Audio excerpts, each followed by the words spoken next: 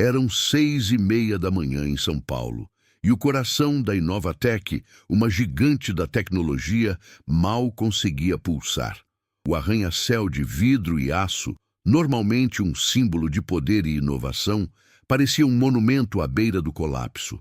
Dentro da sala de crise, o ar era pesado, denso com o cheiro de café requentado e pânico contido. Executivos de alto escalão, com seus ternos caros e expressões tensas, aglomeravam-se em volta de monitores gigantes que exibiam uma única e desoladora mensagem de erro. O sistema central da empresa havia caído, paralisando operações em todo o mundo e sangrando bilhões a cada minuto. O silêncio era pontuado apenas pelo zumbido dos servidores e pelos murmúrios desesperados dos engenheiros mais brilhantes do país, que, por horas, se mostravam completamente impotentes diante da catástrofe digital que se desenrolava diante de seus olhos.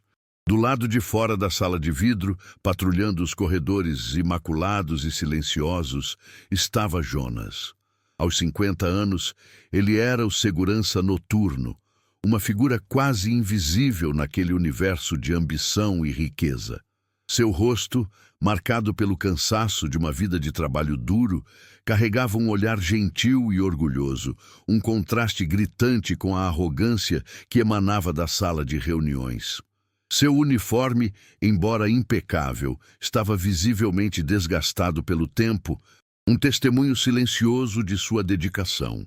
Ele se movia com a eficiência de quem conhecia cada canto daquele prédio, cada som e cada sombra, mas se sentia um completo estranho entre aqueles que se consideravam os donos do lugar.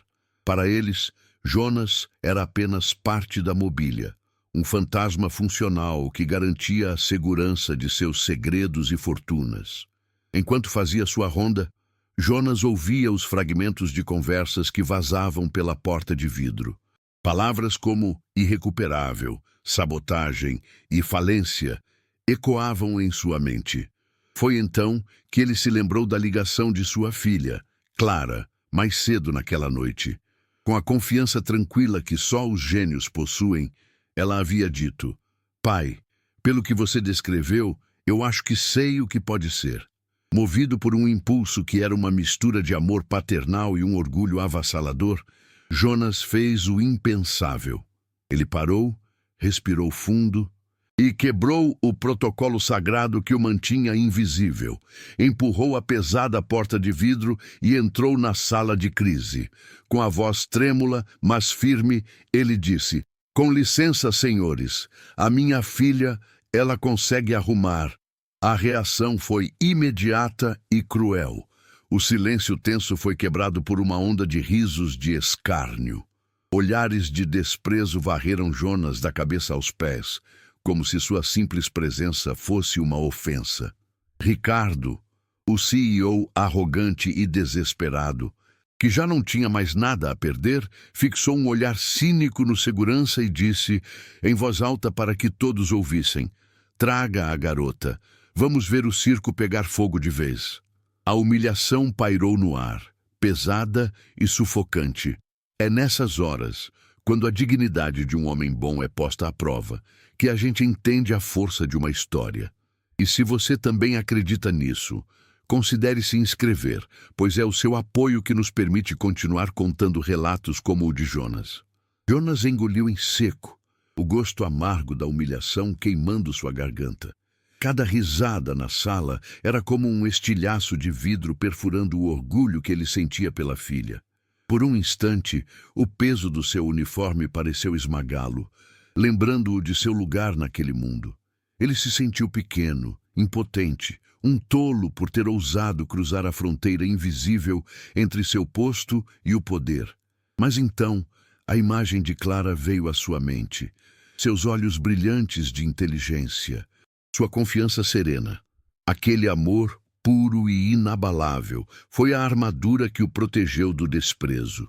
Ele se virou sem dizer uma palavra e saiu da sala com uma dignidade que ninguém ali poderia comprar.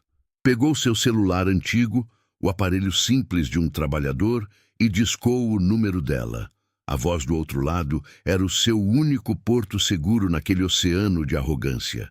A memória o transportou para 10 anos atrás, para o silêncio pesado que se instalou em seu pequeno apartamento após a morte de sua esposa, Marta. Naquela época, Clara era apenas uma garotinha com os olhos cheios de perguntas que ele não sabia responder. Jonas, devastado pela dor, fez uma promessa silenciosa no leito de morte de sua amada. Ele seria tudo para aquela menina: pai, mãe, protetor e incentivador. Trabalhou em turnos duplos, abdicou de noites de sono e de qualquer sonho pessoal que ainda pudesse ter.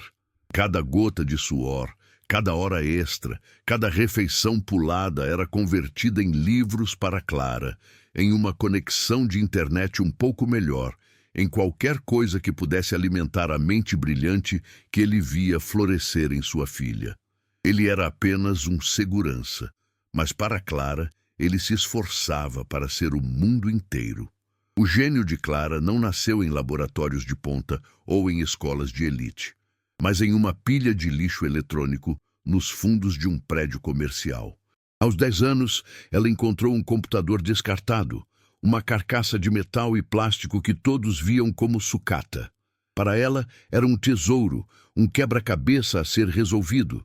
Jonas, com suas ferramentas gastas, ajudou-a a abrir a máquina.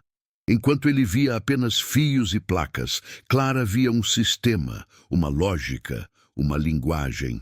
Em poucas semanas, usando tutoriais que assistia em uma LAN house barata, ela fez o impossível. A tela antiga piscou e ganhou vida. Naquele dia, Jonas não viu apenas um computador ressuscitado. Ele viu o futuro de sua filha se acender bem diante de seus olhos. Um futuro que ele jurou proteger a qualquer custo. O vínculo entre eles era tecido nos detalhes mais simples. Eram as madrugadas em que Jonas chegava do trabalho, cansado, e encontrava Clara adormecida sobre o teclado, com linhas de código brilhando na tela. Ele a cobria com um cobertor e deixava um copo de leite ao seu lado. Eram as tardes de domingo em que ela tentava explicar-lhe sobre algoritmos e segurança de rede, usando metáforas com futebol e receitas de bolo para que ele pudesse entender. Ele não compreendia a complexidade do que ela fazia, mas entendia perfeitamente a paixão que a movia. Naquele pequeno apartamento, em meio a livros emprestados e peças de computador improvisadas, existia uma riqueza que o dinheiro da Inovatec jamais poderia mensurar. A cumplicidade absoluta entre um pai que acreditava e uma filha que realizava. Mas o mundo fora daquelas paredes era muito menos gentil. Na escola pública, o talento de Clara era uma anomalia, uma excentricidade que os professores, sobrecarregados e desestimulados, não sabiam como nutrir. Ela era a garota estranha que preferia a biblioteca ao pátio, que falava de programação como se fosse poesia. Foi ridicularizada por colegas e ignorada pelo sistema. Para eles, ela era apenas a filha do segurança, destinada a um futuro tão modesto quanto o de seu pai. Cada porta fechada, cada olhar de desdém, cada oportunidade negada, forjou nela uma resiliência silenciosa. Ela não precisava da validação deles, tinha a de seu pai, e isso bastava. Essa barreira de preconceito era o verdadeiro sistema que ela passava a vida inteira tentando hackear. Ao telefone, Jonas tentou disfarçar o tremor em sua voz, mas Clara o conhecia bem demais. Ele contou sobre a crise, sobre a impotência dos engenheiros e, por fim, sobre as palavras cruéis do CEO. Ele esperava hesitação, talvez medo, mas a resposta de Clara foi imediata e firme, sem qualquer traço de dúvida. "Pai, me espera na portaria. Estou a caminho", ela disse, com uma calma que parecia deslocada para uma garota de 17 anos, prestes a entrar numa cova de leões. Naquela simples frase, Jonas não ouviu apenas a confiança de uma especialista, mas a lealdade de uma filha que estava disposta a enfrentar o mundo para defender a honra do homem que lhe deu tudo. A batalha que se aproximava não era sobre códigos ou sistemas, era sobre eles. A viagem de ônibus até o centro financeiro pareceu uma eternidade. Clara observava os prédios imponentes de São Paulo passarem pela janela, estruturas de vidro e aço que pareciam pertencer a outro planeta. Ela vestia seu moletom favorito, um pouco desbotado, e um par de jeans surrados. Carregava apenas uma mochila com seu notebook antigo. Ela sabia que sua aparência a tornaria um alvo, um ponto de estranheza naquele ambiente de luxo e poder. Mas não havia medo em seu coração, apenas uma determinação fria. Aqueles executivos haviam humilhado seu pai. Eles haviam rido do homem que era seu herói, seu único pilar. Eles não sabiam, mas ao fazerem isso, não haviam apenas despertado a curiosidade de uma programadora. Haviam convocado a fúria protetora de uma filha. Jonas a esperava na entrada suntuosa da Inovatec, seu corpo tenso contrastando com a opulência do saguão de mármore. Quando Clara desceu do carro de aplicativo, o olhar dos dois se encontrou, e por um instante, o mundo ao redor desapareceu. Ele viu a menina que criou, mas também a mulher forte em que ela se tornara. Ela viu seu pai, parecendo menor sob o peso daquele prédio gigante, e sentiu uma onda de amor protetor. Ele ajeitou o capuz do moletom dela, um gesto pequeno e paternal que dizia: "Eu estou aqui com você." Juntos, pai e filha, duas peças que não se encaixavam naquele quebra-cabeça corporativo, caminharam em direção ao elevador, prontos para enfrentar o desconhecido. O contraste entre eles e aquele ambiente era um lembrete visual da injustiça que estavam prestes a desafiar. Enquanto subiam no elevador panorâmico, Jonas sentia um nó no estômago. O orgulho que o impulsionou a fazer a ligação agora dava lugar a um medo paralisante. Estava ele expondo sua filha a uma humilhação ainda maior? O que aconteceria se ela não conseguisse? Aquele mundo era cruel, projetado para esmagar pessoas como eles. Ele olhou para o rosto sereno de Clara e uma certeza o invadiu. Ele precisava confiar nela como sempre confiou. A fé de um pai no potencial de um filho é uma das forças mais poderosas do universo. É essa fé que nos encoraja a contar histórias como esta. E se você sente o mesmo, sua inscrição no canal nos dá a força para continuar trazendo relatos que provam que o amor e a coragem podem mudar tudo. Eles saíram do elevador e caminharam pelo corredor silencioso que levava à sala de crise. O som de seus passos ecoava no piso polido, cada passo aumentando a tensão. Através do vidro, eles podiam ver a cena, homens e mulheres de aparência impecável, mas com os rostos contraídos em desespero, circulando como animais enjaulados. Monitores exibiam gráficos vermelhos e mensagens de erro. O coração digital da empresa completamente parado. Clara parou por um segundo, seus olhos analisando não as pessoas, mas as telas.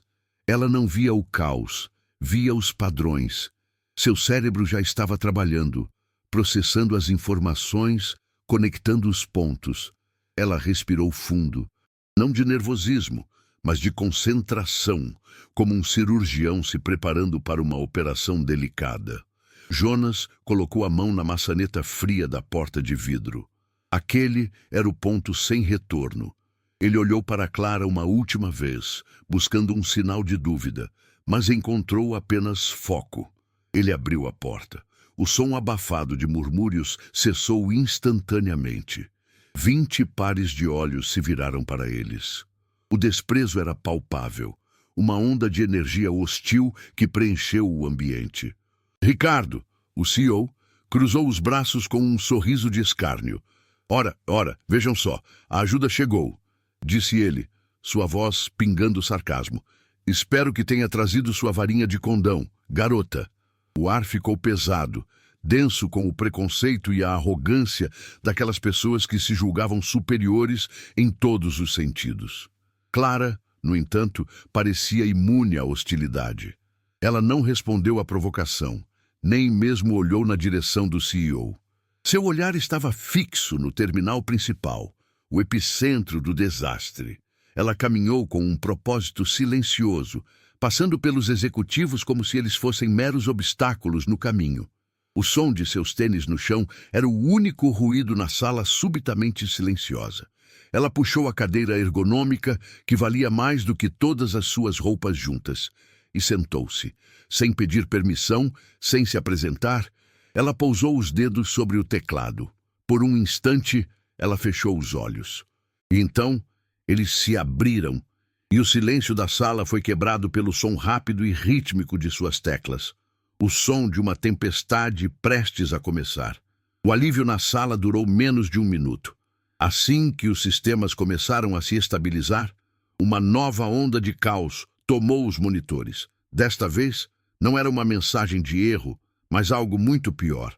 Uma contagem regressiva sinistra, indicando o início de um protocolo de aniquilação total dos servidores de backup.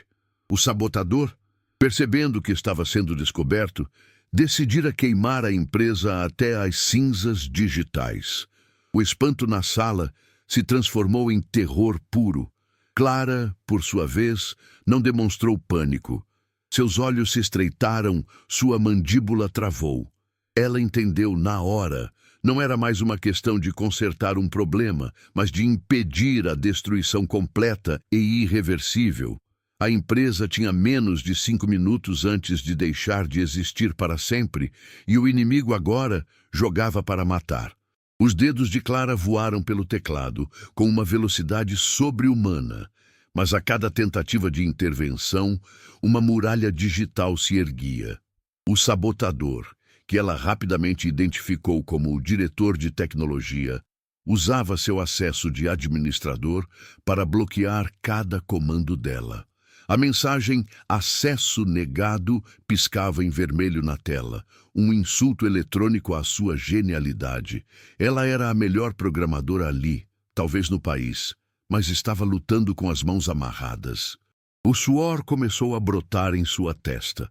Os executivos, que momentos antes a viam como uma salvadora, agora a olhavam com a mesma desesperança de antes. Ela podia ver o caminho para a vitória, mas a porta estava trancada por dentro, e o vilão tinha a única chave. Jonas observava tudo de seu canto, sentindo uma impotência esmagadora. Ele não entendia as linhas de código, mas compreendia perfeitamente a expressão de frustração no rosto da filha. E foi então que algo estalou em sua mente.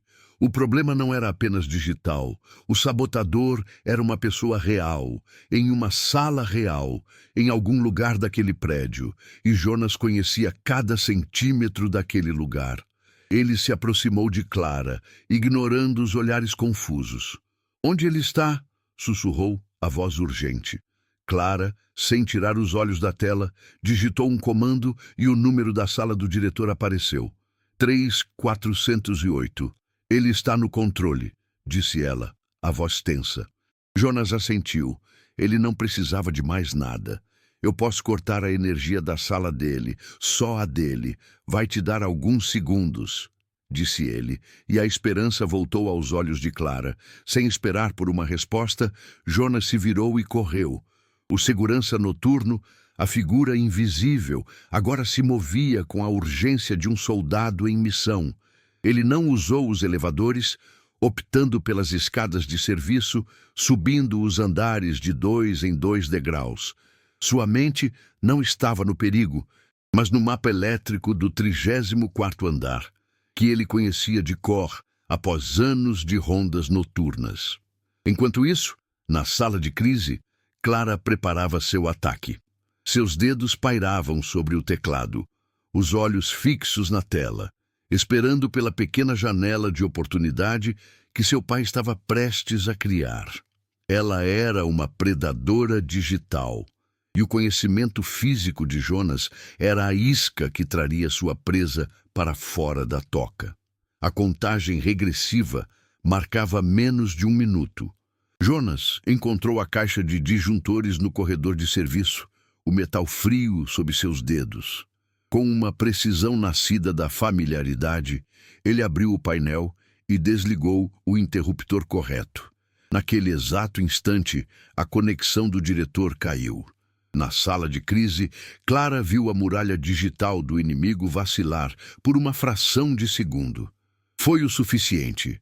Seus dedos se tornaram um borrão, desferindo uma sequência de comandos que desarmou o protocolo de exclusão.